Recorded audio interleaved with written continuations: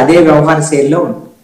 మొన్న ఆయన మాట్లాడినటువంటి మాటలు, అదేవిధంగా ఈ పిపిపి విషయంలో పారిశ్రామికవేత్తలను జైల్లో పెడతానని మాట్లాడటం కానివ్వండి, అదేవిధంగా మిగతా ఆయన వ్యవహార శైలి కానివ్వండి, ఈ రప్ప రప్ప అనేటువంటి దాన్ని ఆయన ఏముంది సినిమా డైలాగ్ కదని ఆయన మాట్లాడిన తర్వాతే ఈ ఇష్యూ అంత ఫ్లేరప్ అయింది వాస్తవంగా. అవును, లేకపోతే అంతకుముందు అంత ఫ్లేరప్ అవ్వాల.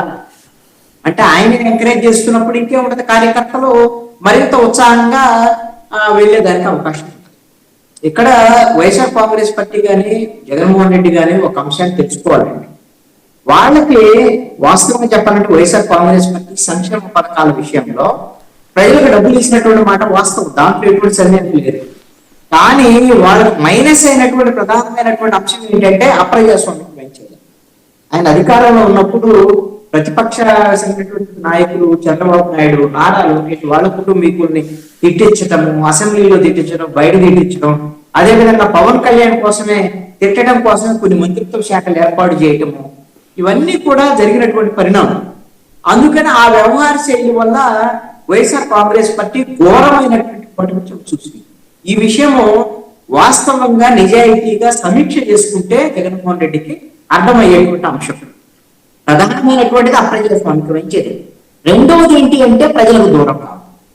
ప్రజలకు పూర్తిగా ముఖ్యమంత్రి అయిన తర్వాత ఆయన పూర్తిగా దూరమైనటువంటి పరిస్థితులు, ఇవన్నీ కూడా ప్రజలు ఆయన ఎక్స్పెక్ట్ చేసింది ఒకటే అయితే ఆయన ముఖ్యమంత్రిగా ప్రజలకు దూరమైనటువంటి పరిస్థితుల వల్ల ప్రజలు కూడా ఆయనకు దూరమైనటువంటి పరిస్థితి మనం గమనించాం. ఈ రెండు కీలకమైనటువంటి పరిణామాలు ఉన్న జగన్మోహన్ రెడ్డి ఇప్పటికీ కూడా సమీక్ష చేసుకుంటారు. ఇప్పటికీ తన భాష, తన వ్యవహార శైలి అంతే ఉంది. ఇప్పుడు ఆయన చెప్పాడు కాబట్టి ఆయన ఆదేశాల మేరకే ఇప్పుడు రోజా వచ్చి పవన్ కళ్యాణ్ ని విమర్శించిన, పవన్ కళ్యాణ్ మీద వ్యాఖ్యలు చేసినా, లేదా జనసేన మీద వ్యాఖ్యలు చేసినా, లేక పోలీసుల మీద వ్యాఖ్యలు చేసినా, ఇవన్నీ కూడా వాళ్ళ నాయకులను బట్టే. ఇప్పుడు ఆవు చేలో మేస్తుంటే దూడ కట్టు మీద వస్తుందా, ఆటోమేటిక్ గా అంతే ఉంటుంది కదా వ్యవహార శైలి. అలాగని ఇప్పుడు వైఎస్ఆర్ కాంగ్రెస్ పార్టీ వాళ్ళు మాత్రమే ఇలా మాట్లాడుతున్నారు, మిగతా వాళ్ళు ఇలా మాట్లాడట్లేదు, శుద్ధపూసగా చెప్పడానికి ఏం లేదు, అందరూ ఇది మాట్లాడుతున్నారు, అది వేరే అంశం.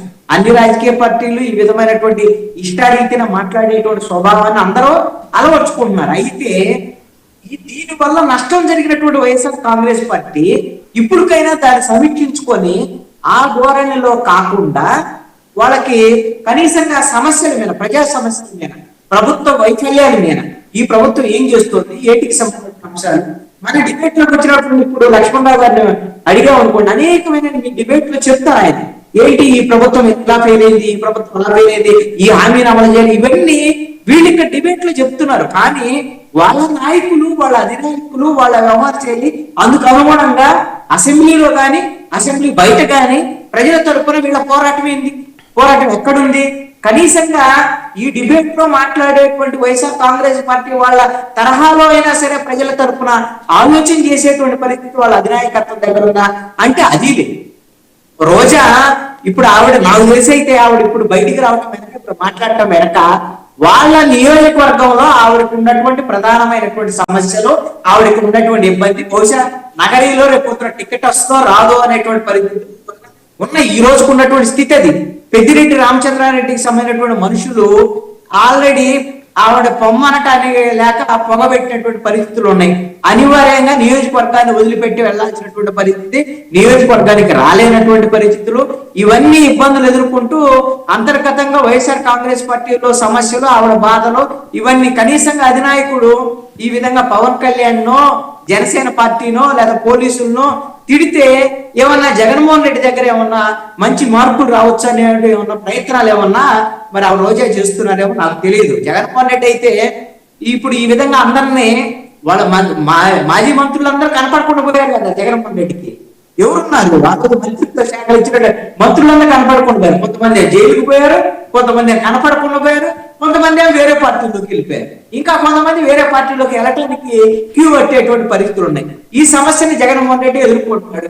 కాబట్టి జగన్మోహన్ రెడ్డి ఉన్నటువంటి వాళ్ళైనా మీరు నాతో ఉన్నారు అంటే మీరు జనసేనని, తెలుగుదేశం పార్టీని తిట్టండి, వాళ్ళని తిట్టండి, వీళ్ళని తిట్టండి, ఏమైనా డైరెక్షన్ ఇస్తే ఇచ్చి ఉండొచ్చు. అధినాయకత్వం ఏ డైరెక్షన్ ఇస్తే ఆ డైరెక్షన్ లో పోతారు కదా. ప్రతిపక్షం అంటే తిట్టడం ఒకటే కాదు, మీడియా ముందు మాట్లాడటం ఒకటే కాదు, ప్రజల తరపున ప్రజా సమస్యల మీద మాట్లాడటం, పోట్లాడటం, అసెంబ్లీకి వెళ్ళటం ఇవన్నీ కనుక చేయగలిగితే అప్పుడు ప్రజలు ఏదైనా సరే ఇది ఒక ప్రతిపక్ష పార్టీగా 11 సీట్లు రావచ్చు, 2 సీట్లు రావచ్చు, 3 సీట్లు రావచ్చు, ఉన్న పార్టీ ఒకటేగా.